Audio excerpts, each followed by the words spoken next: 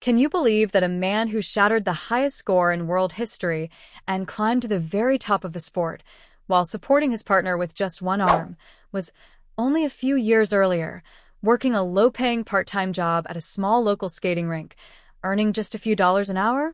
Behind the glory of that gold medal lies a period so brutally harsh, yet filled with hope, that learning about it might completely change the way we think about human potential. Welcome to Japan Sports TV. Today, we're diving deep into the untold story of Miura and Ryuichi Kihara, known as the Riku pair, and the shocking truth hidden within their 7 years in Canada, along with the miraculous first chapter of a journey that began in rock bottom and led to destiny. In June of that year, at a skating facility in Nagoya's Minato Ward, far removed from the bright lights and spotlight of elite competition, there stood a man quietly going about his daily work. His job was simple: staffing the rental counter, checking skate sizes for customers, carefully assisting them, and watching over the rink to make sure no one got hurt. He worked 5 days a week, 6 to 8 hours a day, earning wages no different from a typical college student's part-time job. At night, he would also cover the front desk of the facility's lodging area, carrying out his duties without complaint. That man was Ryuichi Kihara, a 2-time Olympian and a leading figure in Japan's pair skating scene. And yet, looking at him back then, who could have possibly predicted that just a few years later, he would stand at the top of the world? The same man who would later post an astonishing score of 158.13 after the Milan event was, at that time, simply going about his days checking the wear on customers' skate blades. When I first heard this, I was left speechless. No one can predict what someone at rock bottom will become just a few years later, and Ryuichi Kihara's story proves that truth in the most powerful, painful, and beautiful way. So why was he there, and how did he rise from that place to reach the pinnacle of the world stage? After the Pyeongchang Olympics in 2018, Kihara's competitive career began to quietly, but steadily, fall apart. Chronic injuries to his right shoulder plagued him during training, pushing his body to its limits, and the breakup with his second partner left him without direction. His body was breaking down, his partner was gone, and his will to continue was slowly melting away like ice in the spring. By the spring of that year, at just 26 years old, Kihara was seriously considering retirement. While not old by figure skating standards, his body and mind were already worn down and exhausted. With no clear reason to return to competition, he began working part-time at the local rink. The same hands that once competed on the Olympic stage against the world were now tying the skate laces of children. Former co-workers remember him as cheerful, considerate, and meticulous in everything he did. But behind that smile, it's not hard to imagine the silent fear he carried, the fear that his life as an athlete might be coming to an end. Every time I hear this story, I can't help but think that true human dignity might lie in continuing to give your best to the task in front of you, no matter how harsh the circumstances. And around that same time, there was another person.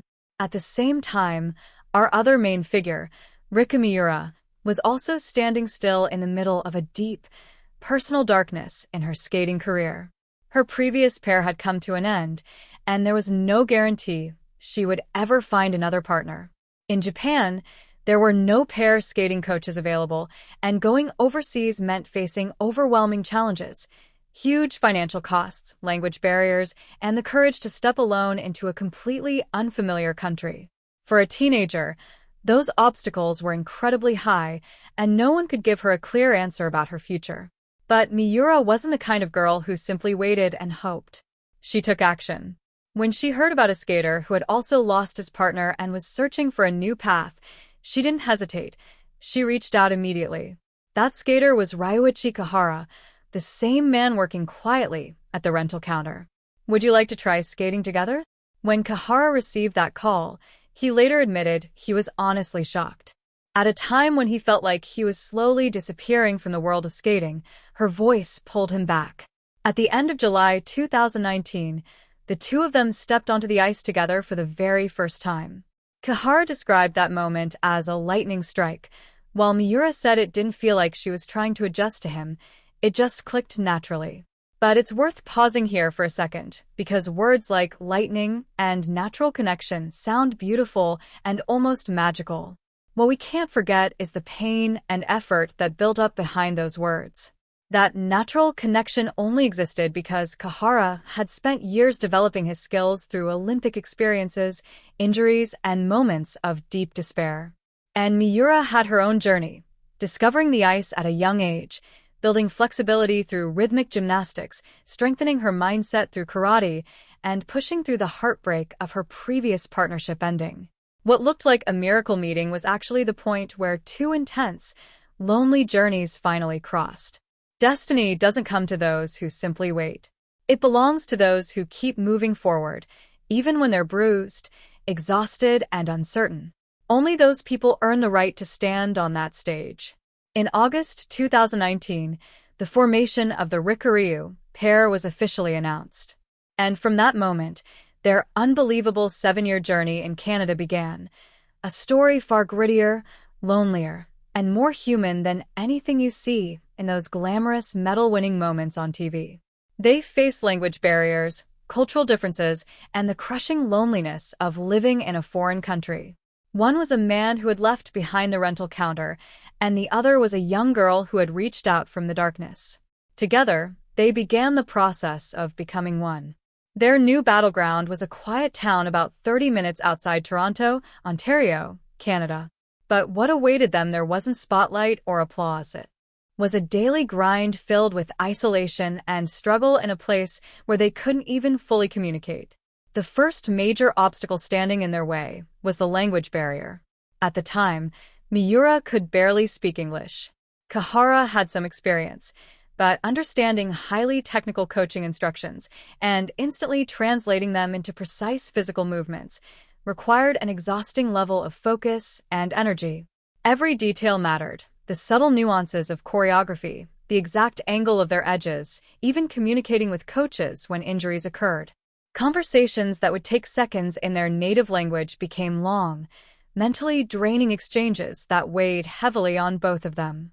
Later, Kihara said he never wanted the next generation to go through the same struggles with language, and you can only imagine how many lonely nights were hidden behind those words. After training, he would return alone, preparing for the next day in a place where he couldn't fully connect with anyone. In those quiet moments, it's hard not to think he remembered the days he once stood alone at that rental counter in Nagoya. At first, their lives were completely separate. Kihara lived alone in an apartment, while Miura stayed with a host family. With their age difference and separate routines, they returned to their own lives once they left the rink. At that stage, their relationship still felt more like business partners, and their skating sometimes reflected that, like two individual skills colliding rather than blending. But then, everything changed. They made a decision to move into a shared house and start living under the same roof. Even though they had separate rooms, they began sharing every part of their daily lives. They cooked meals together, exchanged homemade dishes, and even on their days off, they spent most of their time side by side. Before long, that closeness turned into something remarkable. They were spending nearly 360 days a year together. And that number, 360 days, became the true foundation of their strength. Because pair skating isn't built only on the ice. It's built in everyday life. Understanding your partner's rhythm, their breathing, their moods, the smallest physical signals their body gives off. Feeling all of that, naturally, without words. And they committed to that process every single day for 7 years. Because they showed up every single day without fail, they were able to reach something beyond technique, a level where two people become one, not just in skill, but in soul. The depth of any relationship is shaped by how much time is shared and how that time is lived, and they made a conscious decision to invest their entire lives into this partnership. But destiny didn't hand them a smooth path filled with easy victories. Those 7 years in Canada were also a relentless series of physical trials that pushed their bodies to the limit. In the summer of 2022, Miura suffered a dislocated left shoulder just before competition, a devastating injury that threatened to derail everything they had built. Kihara later admitted he felt like his heart stopped in that moment. And yet, when they finally stepped back onto the ice together, he realized something with absolute clarity. they were one. This wasn't just a poetic phrase. It was a truth that could only be spoken by someone who had felt, deep in their bones, what it means to lose the person standing beside them. Sometimes, you only understand the true value of something after it's gone. The simple act of holding hands and skating together, something that once felt routine, revealed itself to be nothing short of a miracle. And they came to understand that truth through pain. Then came another brutal setback. Kihara was diagnosed with lumbar spondylolysis, one of the most serious injuries an athlete can face. He was forced to withdraw from the Grand Prix series, and the days that followed were filled with rehabilitation and uncertainty. After climbing out of rock bottom in 2019 and finally beginning to grasp the ladder of success, his body once again started to break down. Standing on the edge of repeated despair, you have to wonder what was going through his mind. He later admitted, "Honestly, I wasn't even in a condition to compete. My determination was there, but it just wasn't connecting." Behind those words, it's hard not to imagine the same fear creeping back, the fear he once felt while standing at that rental counter, wondering if his career was already over. But this is where the true strength of Riku revealed itself. What they had built over 7 years wasn't just chemistry.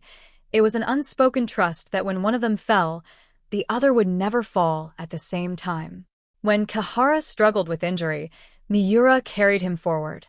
And when Miura trembled with uncertainty, Kihara held her steady. Not once in those 7 years did they collapse together. That wasn't luck. It was the result of spending nearly 360 days a year side by side, understanding each other's weaknesses so deeply that the moment one faltered, the other would instinctively step in and take the lead. And then, their story moved toward its ultimate stage, the 2026 Milan Cortina Olympics. It was their final season, one they entered with the possibility of retirement already in mind. For their free program, they chose the music from the film Gladiator, the story of a warrior who loses everything, yet continues to fight until the very end. A man stripped of his family, his freedom, and his identity, but who never lets go of his sword. For Kihara, this wasn't just music, it was a reflection of his own life. A man who had nearly disappeared from the skating world, who once survived on part-time work, now stepping onto the biggest stage one last time as a warrior. But in the short program, disaster struck. A critical mistake occurred during Kihara's lift, and they placed 5th with a score of 73.11. As he stared at the scoreboard, tears streamed down his face, not just from frustration, but from the crushing realization that he had failed at the most important moment of his final stage. And then, beside him, Miura spoke. "Ryuichi was the one always leading, always pulling me forward, but this time, he was the one crying. So this time, I became the older one." That single sentence carried the weight of their entire 7-year journey. The girl who once stood alone in a foreign country, trembling with uncertainty, had grown into one of the strongest and most reliable partners in the world. The next day, the free skate began, their final 4 minutes. As the powerful score of Gladiator echoed through the arena, Kihara skated while supporting his partner with just one arm. In that right hand lived everything: the lonely nights in Canada, the repeated injuries, the struggles with language, the pain, the persistence. All of it had become strength. And when the performance ended, the number appeared on the screen: 158.13. A world record score. From 5th place in the short program to a comeback no one had predicted, they claimed the gold medal, rewriting the history of Japanese figure skating as the first pair to ever achieve it. On the ice, the two of them collapsed in tears. And across the world, fans and everyone who had followed their journey felt that moment as if it were their own. The media called it a masterpiece on ice, a miracle from Japan. But this wasn't just a story of victory. It was the beauty of a relationship built over 7 years on the edge of despair, a story written through struggle, resilience, and unwavering trust. What began at a small rental counter in Nagoya became a story of rebirth for one man, and a story of independence for one young woman. And more than anything, it became proof that when human beings truly connect and support one another, they can rise to heights no one could ever predict. Behind that gold medal shining in the Milan night lies something we should never forget, a journey that was messy, lonely, and above all, deeply, undeniably human. Those 7 years in Canada weren't just part of their journey. They were etched with a truth that was both raw and beautiful. And finally, their story arrived at its ultimate stage, the biggest stage of all, the 2026 Winter Olympics in Milan Cortina. For this season, they had already made a life-changing decision. This would be their final Olympic appearance. As a symbol of that resolve, they chose their free skating music from the film Gladiator, the story of a warrior who loses everything, yet steps into his final battle with nothing but his soul. There could not have been a more perfect choice. A man who once stood behind a rental counter, on the verge of quitting the sport, and a young girl who had lost her partner and wandered through darkness, now ready to pour everything they had built over 7 years into one final performance. But even at the very end, fate tested them one last time. In the short program, a mistake on Kihara's lift dropped them to 5th place. As he stared at the scoreboard, he collapsed on the ice in tears. This wasn't just frustration, it was the crushing weight of failing at the most important moment of his final Olympic stage. And then, in that moment, something incredible happened. Miura, the girl who once felt uncertain and fragile, stepped forward, held him, and smiled softly as she said, "This time, I'll be the older one." In that single moment, everything they had built over 7 years in Canada transformed into something greater than skill, into a true partnership beyond words. The next day, the free skate began. As the powerful music of Gladiator filled the arena, the two of them moved as if they were one living, breathing being. And then came that moment, the lift where Kihara supported Miura with just his right hand. That hand, the same hand that once checked rental skates for customers in Nagoya, now held up one of the most beautiful moments the world had ever seen. A hand that had known rock bottom, endured pain, and carried years of quiet struggle, was now creating history. As they struck their final pose, the arena erupted. And then, the score appeared, 158.13. A world record. From 5th place to an unbelievable comeback, they claimed gold, the first Olympic gold medal in pair skating in Japan's history. They collapsed onto the ice, overwhelmed with emotion. And, across the world, people watching their journey couldn't hold back their tears. Because what this 7-year story teaches us is simple, but powerful. Human potential can never be measured by where someone stands today. If a man working at a rental counter can rise to the very top of the Olympic stage just 7 years later, then maybe, just maybe, there's a future waiting for you that you can't even imagine yet. What truly matters is that one step, like the call Miura made and the courage Kihara had to take her hand. That single step turned into a 7-year journey, and that journey turned into a miracle that changed the world. That gold medal shining in the night sky of Milan will never fade. It will remain as proof of hope, proof of resilience, and proof of what humans can achieve when they refuse to give up. So, what did you feel watching this incredible comeback story and the bond they built over 7 years? Let me know your thoughts in the comments below. And if this story inspired you even a little, don't forget to like, share, and subscribe to Japan Sports TV for more powerful stories hidden behind the world of sports.